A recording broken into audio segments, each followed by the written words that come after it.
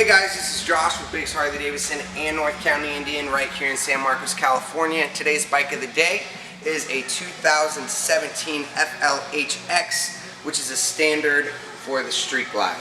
It is in color Vivid Black with a blue pinstripe down the side of the tank. Okay, this model has 31,519 miles. It has the standard display screen, which has a USB to plug your phone in and also can connect to Bluetooth. They obviously did docking hardware, which you can see. You have a little pad that comes in the saddlebag for your butt if you have a sensitive tush. Carry on, carry on. This has the 107 Milwaukee 8 6-speed transmission.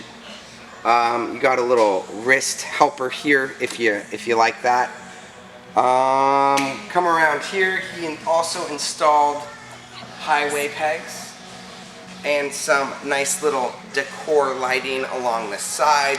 If you have any questions, you want to ride it, you want to take it home, you can call us right here at Biggs Harley-Davidson or North County Indian. We hope to see you here. We're open 7 days a week for test rides, and I should probably stop talking. Have a good day.